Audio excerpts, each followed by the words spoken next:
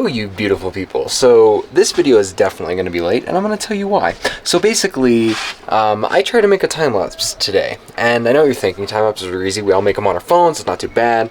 So I was wanting to do that with my camera, and well, my camera doesn't actually have a time-lapse function, at least not that I know of. I tried to look it up, and it seems like I had to make one manually. And I was like, oh, that can't be too bad. My phone does it in under, like, I don't know, 3 seconds after the video's done. It's all completed, put together, and ready to go.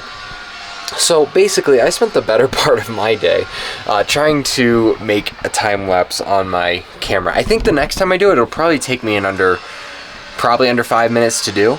But there's a lot of hidden interactions with my computer, with the software that I use to edit everything, and the next thing I knew, the time just went down the drain. I also had a lot of work today, so it didn't take all day, but I had the work to do. But that was like the big thing that I was trying to do today. I was trying to take a time-lapsed video to kind of put it out on YouTube and start just trying to like build new things. So time-lapse is starting now. You can watch while I'm talking because it's insanely boring because I didn't actually have any time to do all the grandiose ideas that I had to toss in to make it like a completed video. However, I do want to use some time-lapses in the future made through my camera because I feel like it was a really fun process, but it was kind of a pain to make in all reality. But yeah, so really the whole idea was I just wanted to take a time-lapse of like my normal working day. I was going to do one of those cool, like, you know, TikTok-y videos where basically you're watching and the time-lapse is happening while, you know, I'm doing different things throughout my day, and then boom, it comes to the end and then you see me again. That was a general idea, and I think I will try that again, but the whole process was a lot of fun, but also, yeah, things got crazy. Basically, just to quickly, because I know you don't care that much, but it might be interesting to know why it took so long.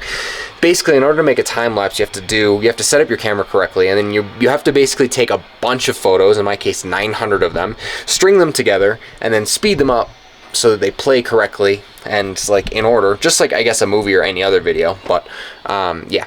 And the whole idea and the reason why I did it that way instead of just recording a video is because the actual time-lapse before everything was like a few gigabytes, but if I would have recorded an entire 45-minute video at the resolution that I take my normal videos, probably would have been like 50 megabytes. I don't know the exact amount, but it would have been crazy. So yeah, I want to start doing some stuff with time-lapsing, and I think I definitely could now. I think it would be cool to get some of those shots where it's like people are driving down the road and, you know, the cars are like whizzing by and all that kind of stuff, but we'll see. It's a work in progress and a work in progress and a work of art right now that I'm glad to kind of be taking steps towards.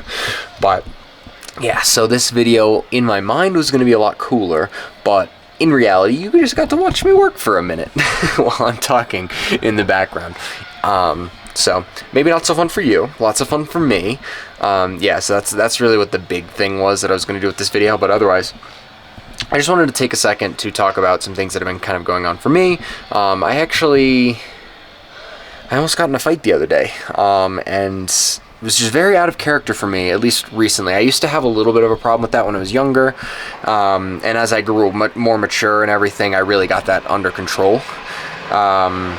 Just through the exposure of taking on a spiritual journey and starting to make steps towards, you know, being a clear-headed person, and probably as age went on, my testosterone has I don't know if it's come down. I don't really know exactly.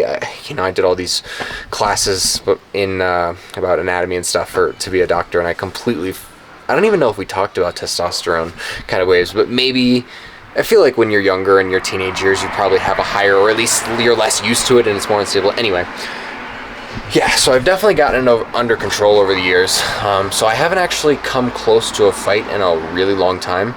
I would say there was one other time where I was talking to someone and I didn't feel close to fighting someone. It was more so that the situation could have warranted a fight to spur. But anyway, I wanted to kind of bring it up. I know I'm a normal person. You guys all think of me that way, most likely. But I also have a lot of circles where I work as a, you know, integration coach, a life coach. You know, all kinds of. It's all kind of tied up into one big offering. And I feel like sometimes people look at me as, because of the way I present myself in those situations, people might look at me as like a little bit more clear-headed to where I wouldn't get into that kind of situation. And to be fair, the situation that had come about was both of us were just kind of, I think both of us were in a state where we felt threatened, not necessarily socially, but physically. And so we both kind of stood our ground, and no fight happened. I don't really condone fighting unless extremely necessary. And I'm not going to go through the situations in which fighting is necessary. That is up to you, but I don't condone fighting as a normal conflict resolution outcome in any way. But I do recognize it is a very important and necessary interaction that happens sometimes between typically two men, but also two women. Between a man and a woman, 99% of the time I don't think that it's okay. I think there are very few times where it is okay.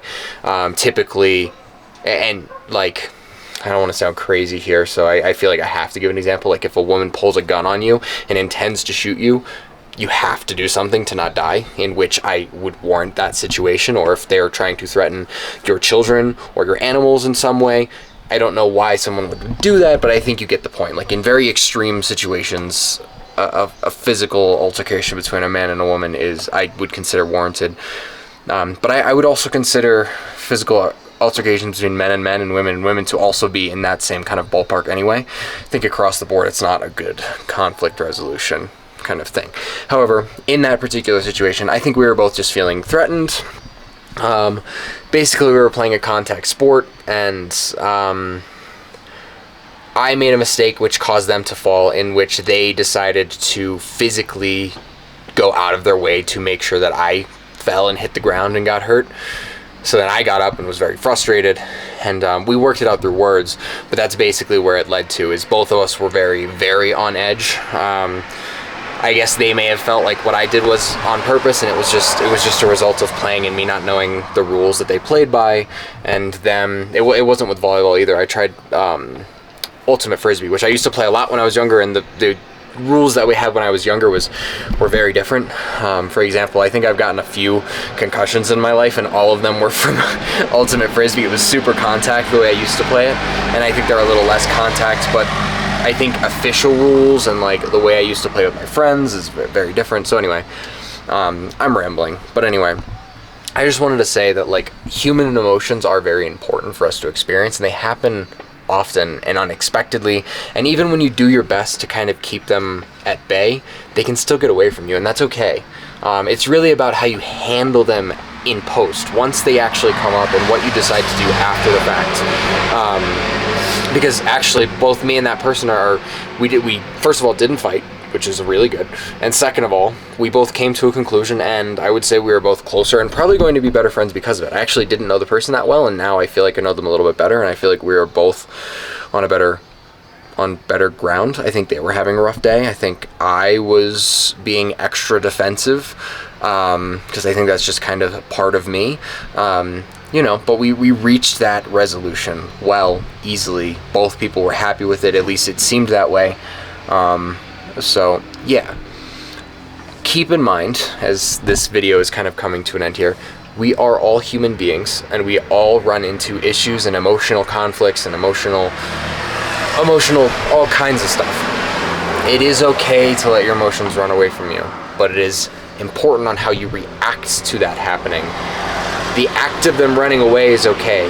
Inflicting injury, harm, pain on other people or yourself because of those emotions running away from you is now where it goes wrong. So don't be afraid to feel those emotions. Don't be afraid to get really angry, but also remain in control of yourself, because I feel like one of the few things that keeps humans separate from animals is our composure and the way that we're able to interact when we get upset.